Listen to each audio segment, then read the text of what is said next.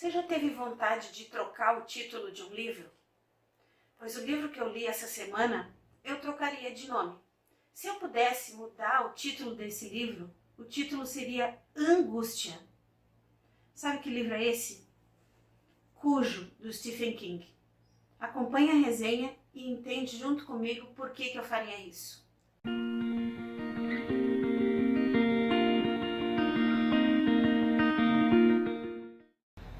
Cujo é o 7º romance de Stephen King. Foi lançado em 1981. E a história se passa numa cidadezinha fictícia do estado do Maine chamada Castle Rock.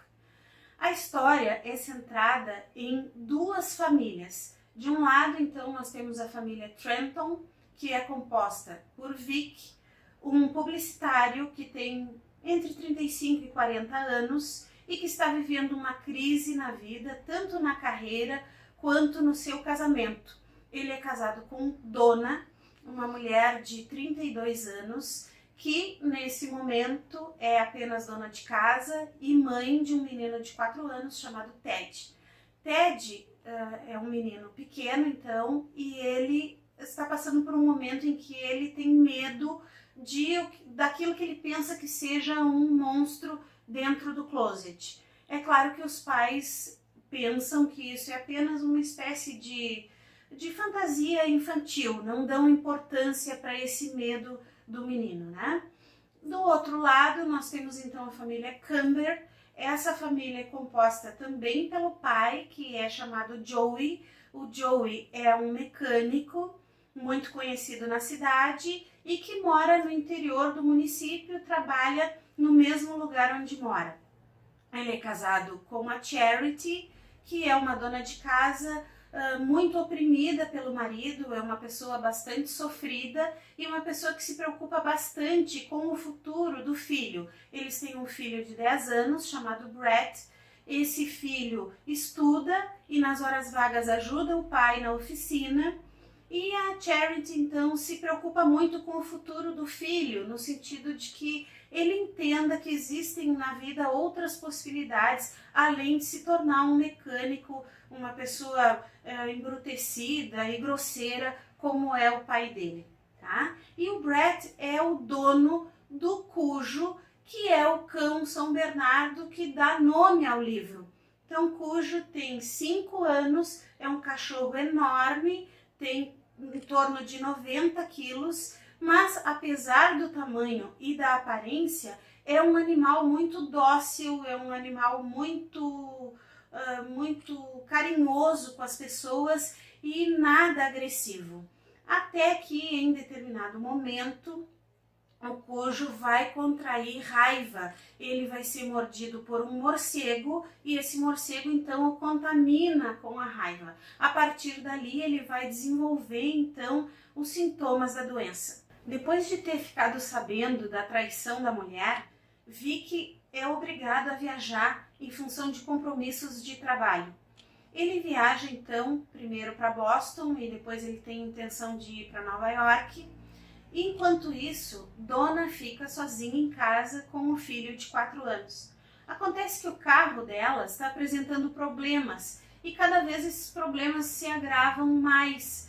Por conta disso, a Donna resolve então ir na oficina do Joe Camber para tentar resolver esse problema no motor. Ela coloca o filho no carro, coloca ali um lanche, um pouco de água e eles seguem em direção à oficina que, como eu já disse, fica no interior do município. Pois bem, o carro falha um pouco, mas eles conseguem chegar ao seu destino. Quando eles chegam na oficina e finalmente, depois de todo aquele trajeto, eles conseguem chegar sem que o carro estrague de vez, o que acontece é que não tem ninguém em casa e eles se deparam com a figura do Cujo. E nesse momento, o animal já está apresentando os primeiros sintomas da raiva. O que acontece então é que o São Bernardo ataca o carro e a dona percebe logo de início que eles não podem sair de dentro do carro. A reação inicial é tentar então voltar para a cidade. Só que o carro não funciona mais. A primeira estratégia de Donna é esperar que alguém apareça ali no lugar para ajudá-los a sair dali. Só que uma série de infelizes coincidências fazem com que ninguém apareça. Então eles passam a primeira noite, eles passam o primeiro dia, eles consomem o que eles têm dentro do carro de bebida e de comida, e aquilo vai se tornando, com o passar das horas, uma prova de resistência. Enquanto isso, tanto por parte do Vic quanto por parte da família Camber vão acontecendo fatalidades, vão acontecendo uma série de quase situações e ninguém aparece na casa.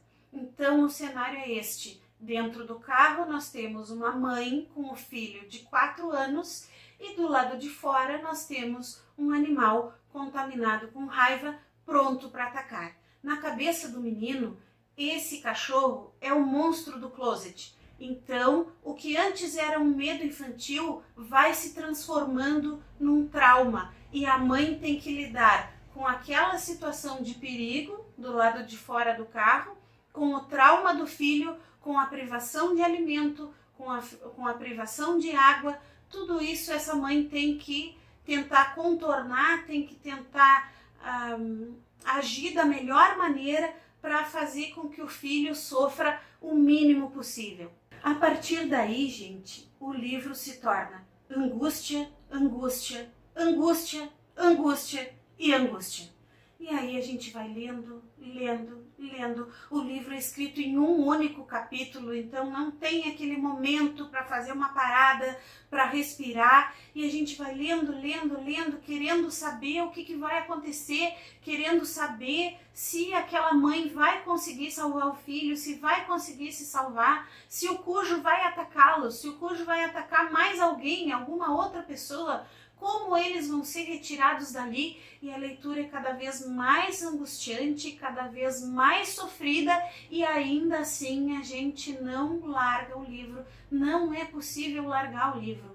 E o terror psicológico se instala de uma maneira que a gente quer ver aquela situação resolvida de uma vez por todas. O final não é um final feliz, não é o pior final possível, mas ainda assim também não é um final feliz. Eu diria que é um final realístico. Se a gente pensar nas condições, né, no que estava acontecendo, nas circunstâncias, no clima, no fato de ser um período de calor, enfim, todas as circunstâncias ali dos personagens, a gente acaba concluindo que, ainda que não seja aquele final que a gente gostaria que fosse, ele é um final realístico, tá? Ponto forte do livro: o fato do narrador ser onisciente e por conta disso o leitor sabe de coisas que os personagens ainda não sabem.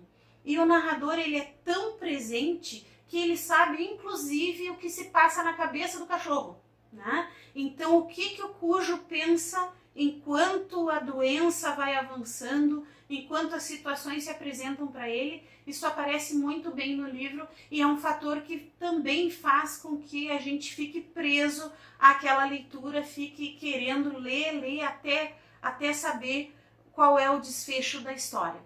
Ponto fraco do livro é o fato de que, em alguns momentos, o Stephen King deixa algumas pontas sem serem amarradas. Por exemplo, no início do livro e também na sinopse do livro, se faz referência ao fato de que anos atrás havia um assassino na cidade e que esse assassino morreu. Depois de que esse assassino morreu, a cidade finalmente teve paz. E aí, pela maneira como a narrativa é construída, dá a impressão de que o espírito desse assassino vai aparecer no closet do menino, no próprio Cujo, né, como uma espécie de possessão espiritual, e isso acaba não se confirmando ao longo do desenvolvimento da história. Então esse é um dos pontos fracos. Existem amarrações que não foram feitas na narrativa.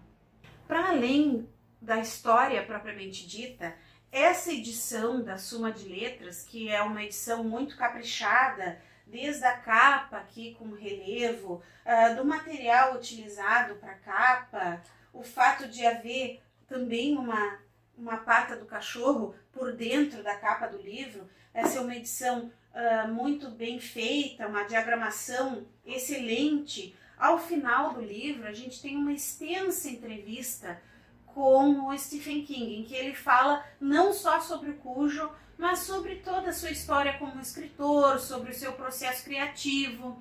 E aí, quando o entrevistador pergunta especificamente sobre o Cujo, ele fala que ele pensa que o livro tem que atingir o leitor como se fosse uma espécie de uma tijolada, sabe? Tem que desinstalar, tem que tirar do lugar, tem que provocar algum tipo de movimento dentro do leitor, alguma incomodação, enfim.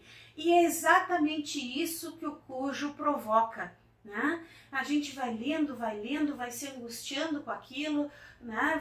Vai vivendo aquele terror psicológico que é dos personagens, aquilo vai passando para o leitor. E eu acho que a figura da tijolada ela é muito bem casada aqui nesse livro, tá? Então realmente é uma leitura desconcertante. Quando eu terminei o livro, eu tremia pensando na situação daquela mãe, muito provavelmente porque eu tenho uma filha que tem a mesma idade da criança do Ted, né? Eu tremia, eu quase chorei, eu tive que me controlar para não chorar.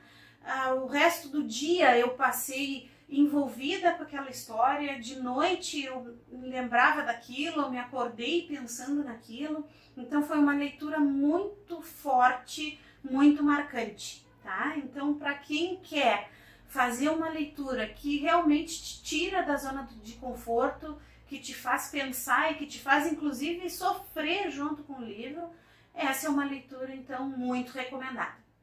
Então essa é a nossa resenha, pessoal. Espero que vocês tenham gostado, que se interessem pela leitura do livro. Continuem acompanhando as nossas mídias sociais. Nas próximas semanas vamos publicando resenhas de outros livros. Um abraço a todos e até os próximos vídeos. Tchau, tchau!